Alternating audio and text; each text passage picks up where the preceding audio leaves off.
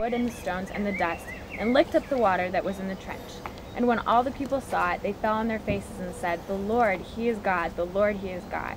And Elijah said to them, "Seize the prophets of Baal, let no one of them escape." And they seized them, and Elijah brought them down to the brook Kishon and slaughtered them there. Okay, stop there. Steve made an interesting point I hadn't really thought of before. You want to say about Elijah? Eliyahu is...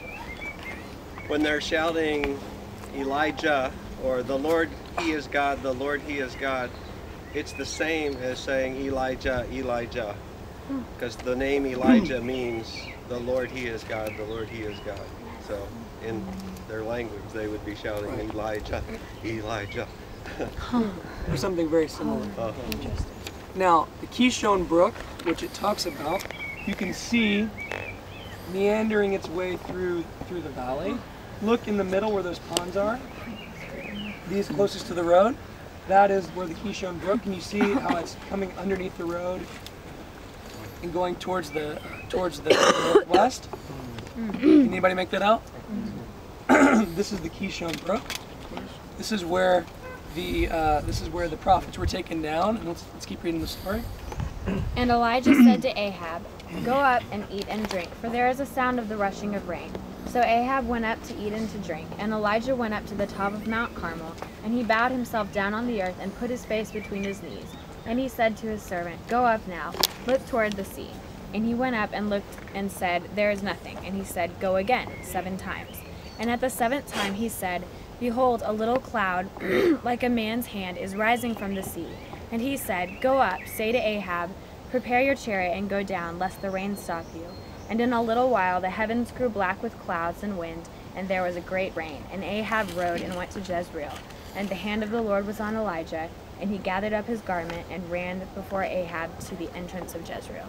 Okay, so a lot of stuff going on. Just to recreate what we can know, Kishon Brook, did everybody see where that was? Down in the middle. This was actually quite a large river that had many branches that would cause this entire Jezreel Valley to be swampy, which is a problem, but we'll relate it a little bit later. So Elijah takes the prophets of Baal down there, executes them. Yahwehism is restored, if you will. He comes back up, and he's looking for the cloud to descend, for the rain to come. And when he sees it, Ahab goes back, and then he picks up his garment and runs. Interestingly, maybe the reason why Ahab didn't make it first, even though he had a chariot, is because we know that the Kishon Brook is very often bogged down. In fact, in the story of Deborah and Barak, which we'll talk about tomorrow, we know that Deborah and Barak, when they were fighting Sisera, the general of Hatzor at Haresh Hagoyim down by Megiddo, that one of the ways that the Lord saved them was by sending rain that bogged down the chariots. The Kishon Brook, it says in Judges chapter 5, swept through and knocked out the chariots. So perhaps Ahab, on his way, encountered some of this rain and got stuck in the mud, while Elijah was able to do his best marathon impersonation and make it all the way to Jezreel before Ahab. Certainly there's some supernatural thing at play, but it's interesting when you think of where he was running, and we know of another account that mentions being caught up in the mud in the Jezreel Valley. Questions about the story? Okay. To Megiddo. Megiddo is, you can't see it, but do you see the white building? Kind of the pitched building? That's very near Megiddo. Wow. The super far one, or the one that's like right there? It's the one that the has far one. Like a pitch on it. Got it. Okay. It's this way. It's about maybe half a mile towards us. Got it. On the mountain. No, it's in the plain. Okay, one other thing. Switching gears to the New Testament. This hill in front of us, you can see kind of the V of the airport. One of the V's is pointing to the Nazareth Ridge. This is Nazareth, the hometown of none other than Jesus, Joseph, and Mary. This is where Jesus grew up.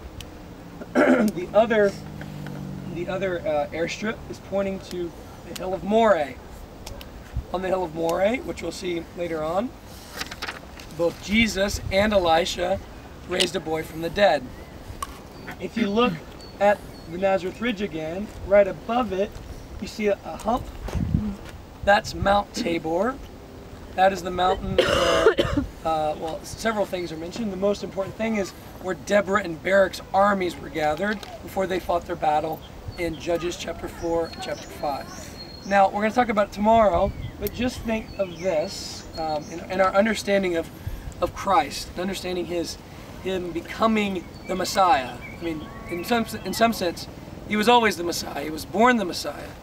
But I'm of the opinion that Christ gained wisdom and knowledge in the Lord. In fact, the Bible even says that. He grew in wisdom and knowledge. If he grew in wisdom and knowledge, think about his setting. Think about his growth on this ridge over here. Looking out at the story, the Bible's clear about one thing, is Jesus knew the Bible really well. I mean, he rebukes Satan using Deuteronomy. He knows the stories. He makes the, no sign shall you receive but the sign of Jonah. Where is Jonah from? 2 miles next to his house at Gath-Hepher, very close. Some have suggested that he's trying to emulate Elisha the prophet. What does he do? He resurrects Elisha, a dead boy on the very same hill that Elisha did, right outside his bedroom window, more or less. Looking at from Nazareth Ridge, right to the hill of Moreh. It seems that Jesus, as he was growing, he saw the things in front of him and connected them to the biblical stories, and he emulates them. We could say a whole lot more, but just start thinking of that. Jesus learning that he was the Messiah, the Holy Spirit working on him. He's being filled with the Spirit, a pure man, and growing in wisdom and knowledge of the Lord as he's growing up, both physically and spiritually. Okay, other questions, comments? This is a great place for a picture. And, we need to go to Megiddo pretty soon. What big thing have you learned here that you didn't know before? How close everything was. I didn't realize, like, it's all right here. If it was a clear day, you could see Jordan very easily. And Jordan is 12 miles this way. This shows you how close the land is. Israel is like 25% the size of South Korea. It's very thin, where you can see the other side almost. What else did you learn new?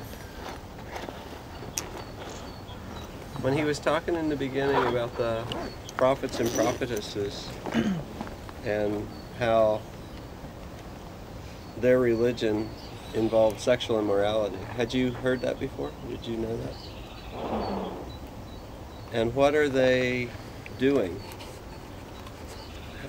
How's that in their way of life, way of thinking? How's that influencing them? What? So they're being corrupted? What are they living for? Themselves. And Elijah, he confronts them to prove there's only one God. The one God is stronger than all the others. Is there ways in our culture that we're being corrupted in a similar way that they were being corrupted? This is Israel. This is the people of God. And they're doing syncretism. They're mixing.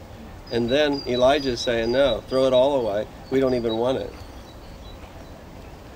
Is that type of stuff happening in our culture? Is the syncretism happening? Is it happening in your life?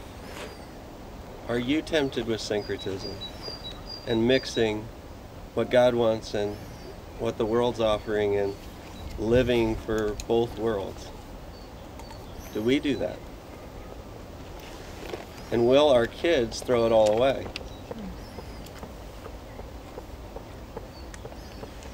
So I think that's a powerful illustration to see that really happened. And it's really happening. And you can't, well, maybe you can. You can do something to influence our society. But it first starts with yourself. You've got to you've got to really be honest with yourself, honest with God, honest with others. And is that happening?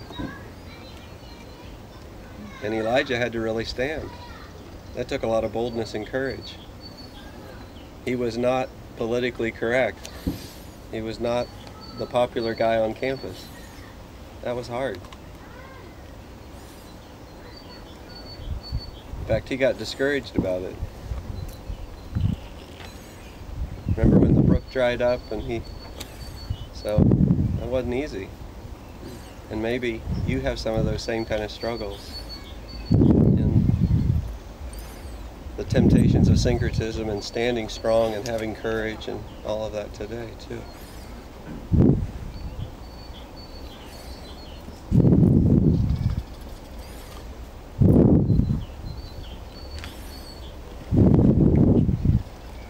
Well, one other thing, because this is the only plateau on Mount Carmel, it's really close to the Kishon Brook, people assume that this is the place where the showdown occurred. Oh, yeah.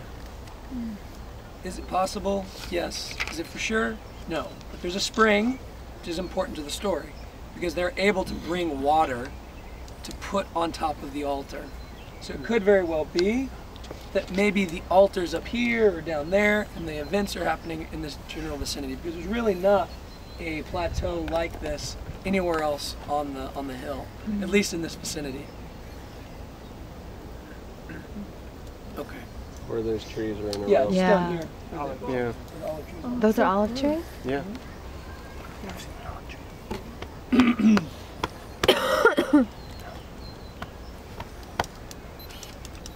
I have a question. Yes. So when Elijah started running, where did he start running and where did he... Okay, so we know where he ended. Yeah. Megiddo. So probably there's so many routes in this Jezreel Valley. I could point out all of them, but there's a transversal route, if you will, diagonal route that connects all of the tells on the end of the Mount Carmel range. You have Yokneam, Megiddo, Dotan, and Ta'anah. They're kind of all in a line. He ran maybe down the mountain even, or along the edge on his way down. It's difficult to say.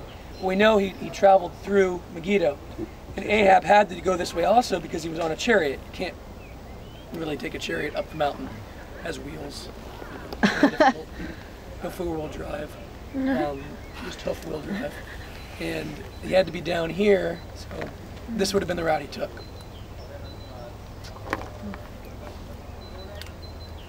Other questions?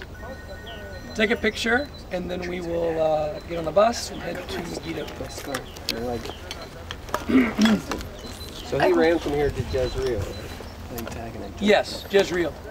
Yeah, that's in Megiddo. Yeah. Sorry. Jezreel is just beyond from Megiddo. What's that? Well, there's Nazareth.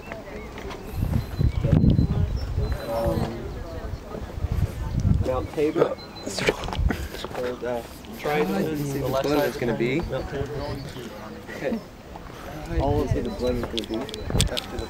And when we end up tomorrow night, So when we're that's right out there. when we're going to Megiddo, Megiddo. can we see that from here? Yeah, all of this. You can see it better. You can see this better than this is. Valley of Megiddo. This is all right. raised. The flat. You can't really see it. I mean, on a very clear day, you might be able to make out the trees, but it's just But the hidden. white buildings, which you're saying is Jezreel, are Megiddo. And all the plains are underneath. That's the Megiddo. ground. Jezreel's further. Actually, it's clear right now. Do you see where the really white, almost gold-looking thing